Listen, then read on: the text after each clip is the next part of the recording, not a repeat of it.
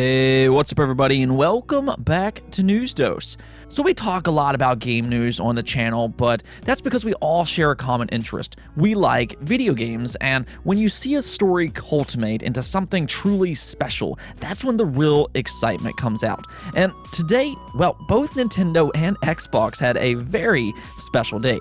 On one side, you have Xbox, which just produced the first essential game of the generation for the Xbox series. Yes, I think Xbox Game Studios has had just a great year overall, which we'll get into here in just a bit. But as of today, they now have the best received game of not just this year, but also the best rated completely new game that's not a remaster or remake that's released this generation. And then on the other side, you have Nintendo, which is just killing it right now. Not only did they get yet another good game for the Nintendo Switch, but they are continuing that record-breaking pace. So we're going to go over both of those today and plenty more. To start this episode off, though, I do have to give you your daily dose of game delays. Yeah, unfortunately, we have 3 more game delays to talk about today, which brings it up to a total of 6 game delays so far this week alone. That is absolutely crazy, but I mean, this is how most of the year has went. We've just gotten delay after delay, as we really are in unprecedented times in terms of game development. So none of this is really unexpected by this point, but let's go and take a look at the games that were delayed today. So EA did announce a delay here, being PGA Tour Golf, which is actually their first golf game in 6 years. So if you were looking forward to seeing their take on golf, well, you're going to have to wait a little bit longer now. It was originally slated for a spring 2021 release, but now it has been delayed to an undefined date. Hopefully that one won't be too long. But the one that I think more people are going to be talking about is Midnight Suns. Now, Midnight Suns is an interesting game for multiple reasons. One, because it is a Marvel-based game, but then also Firaxis is the studio working on it. Now, Firaxis is a good developer that's really made that XCOM-like genre so popular, so a lot of people were really excited that they are working on a Marvel-related IP, though this one wasn't quite what a lot of people expected. A lot of people thought this one was going to be a lot like XCOM, but actually it has a card-based system which threw some fans off. And I mean, it has gotten a little bit of mixed reception. I do wonder if that's why they delayed it. Maybe they're going back to the drawing boards and maybe they're going to try to change some things up. But regardless, this game will no longer release in spring of 2021, but rather it's now going to release sometime in the second half of 2022. Now, as for this last delay here, Platinum Games decided to put up a very sorry stream where they announced Sol Cresta will be delayed into early 2022. They're not setting an official release date just yet, but it was originally slated for December, so it is getting a minor delay. So there you have it. There's your daily dose of delays, and I guess I'll probably talk about some more delays tomorrow. Hopefully not, but yep, we'll see. Now, one big topic that we talked about earlier this week was that Sega-Microsoft partnership.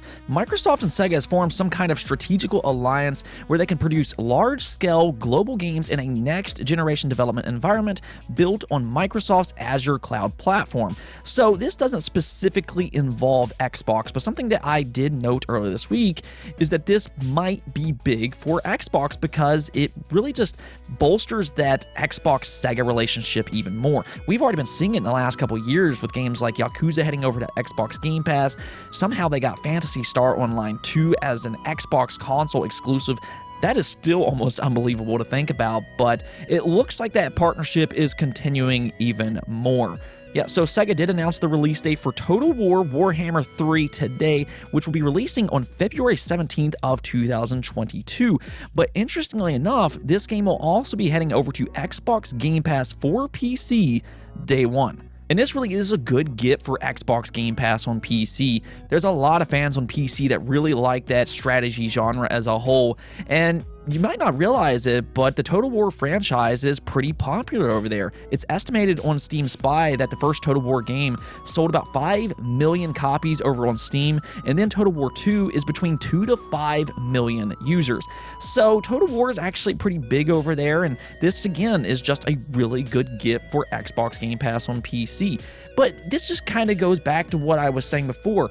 we are starting to see that Sega and Xbox relationship blossom. And this is what I was talking about earlier this week, because Sarah Bond, which works for Xbox, talked very specifically about that Sega-Microsoft partnership.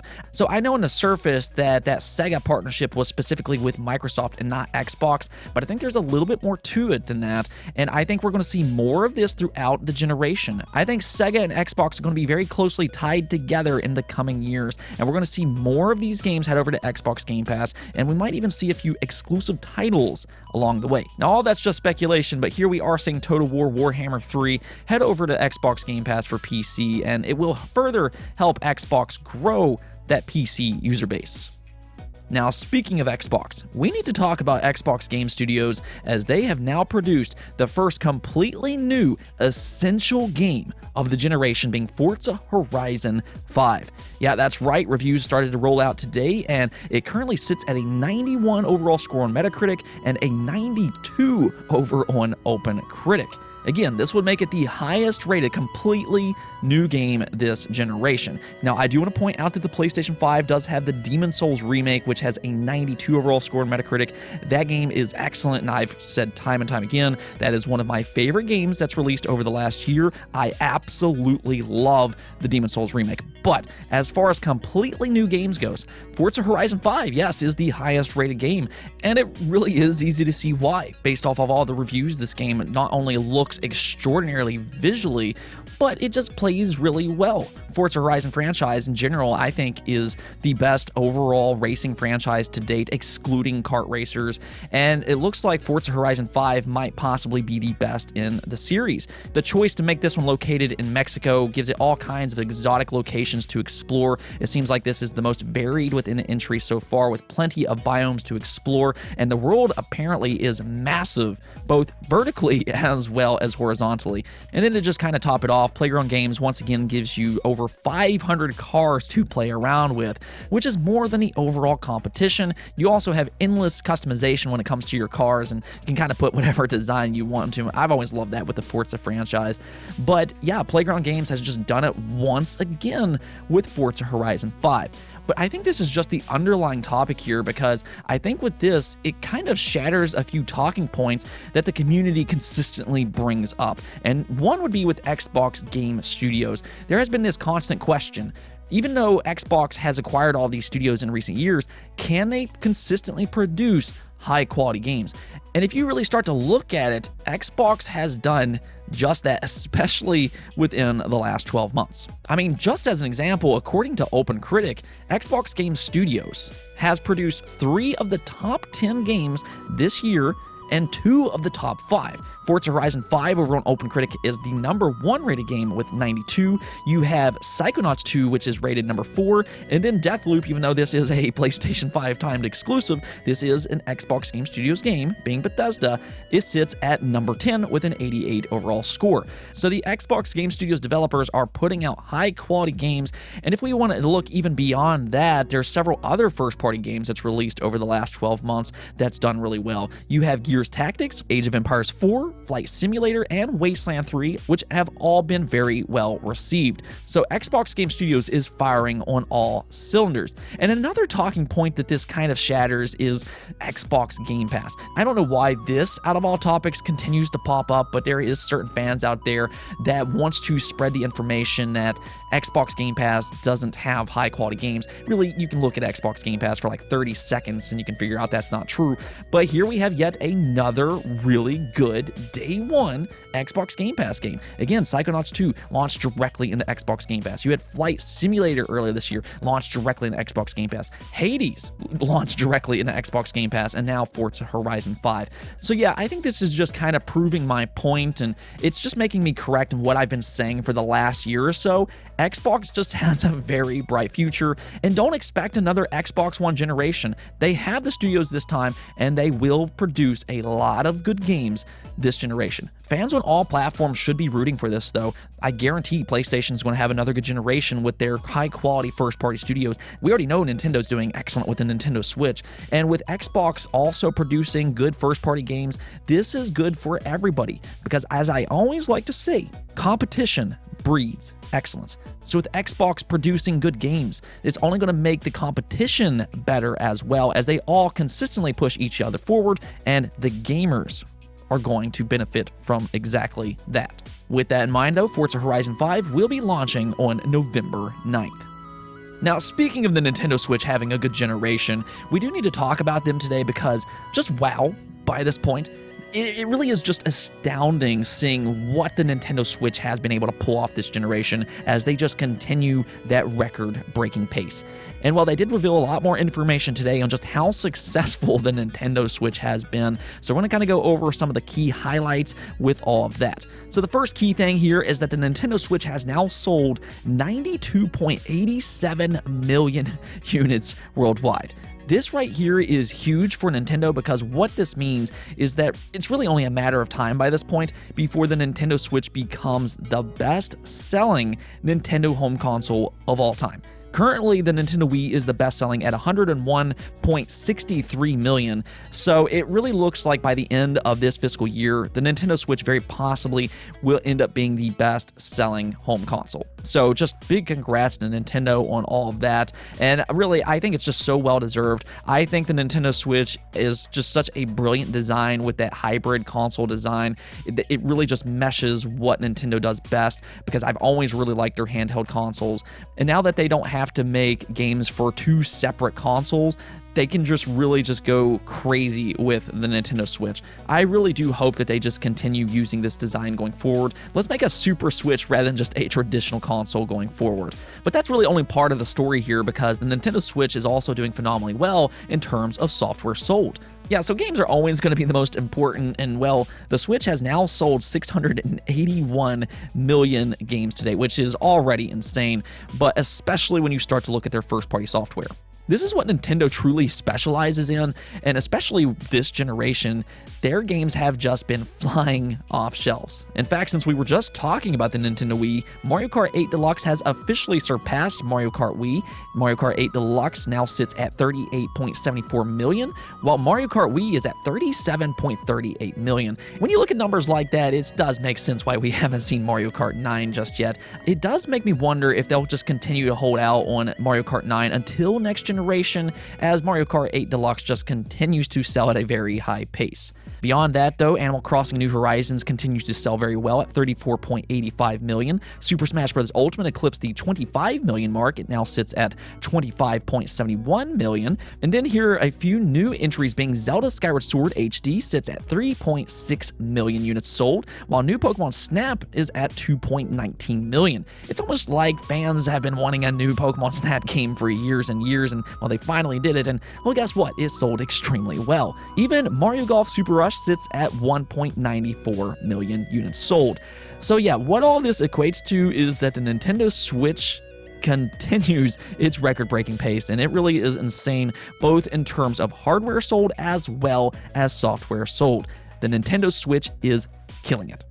And with that in mind, we have one more topic to go over here, being about Shin Megami Tensei 5. Now, a lot of you all have posted in the comments about how excited you are for this game. I believe it's been 8 years since the last Shin Megami game released, and this was actually one of the first games that was announced for the Nintendo Switch. And after the very long wait, Shin Megami Tensei 5 is almost here. It will release on November 12th.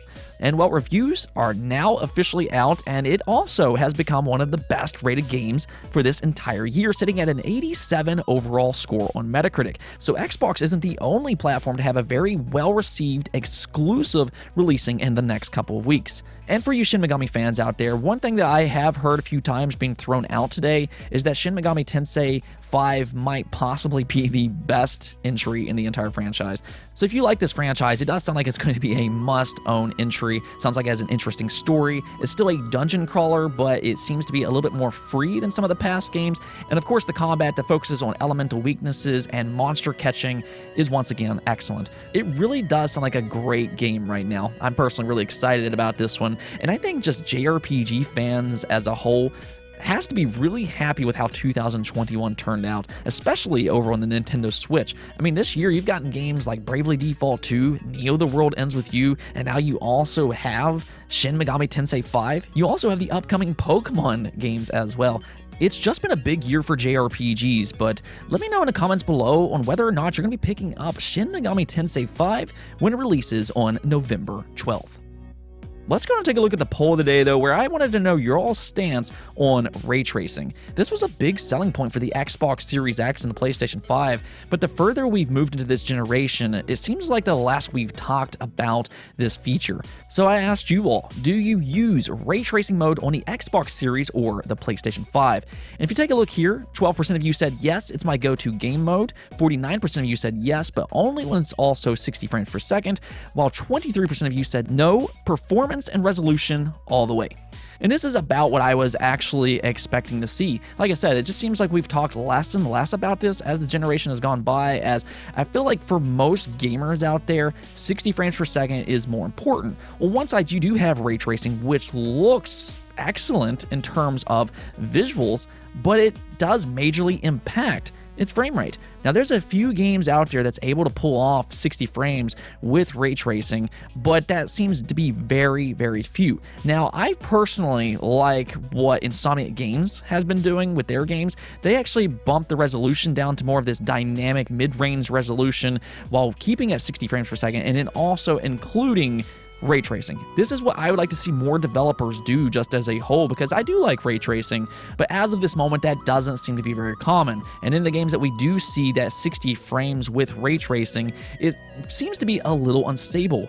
Resident Evil Village was kind of that situation. It did have ray tracing, and it tried to get at 60 frames per second, but it kind of went up and down throughout the game. I turned it off eventually and just kind of stuck with performance mode with that stable 60 frames per second. And that right there is very important as well, because I want it to be a stable 60 frames per second and not just kind of dip up and down all over the place. So yeah, I get where you all are coming from. Ray tracing, of course, looks very good, and for those that does want to play with that ray tracing mode, I get that as well. But for me, I would prefer to focus on that stable 60 frames per second.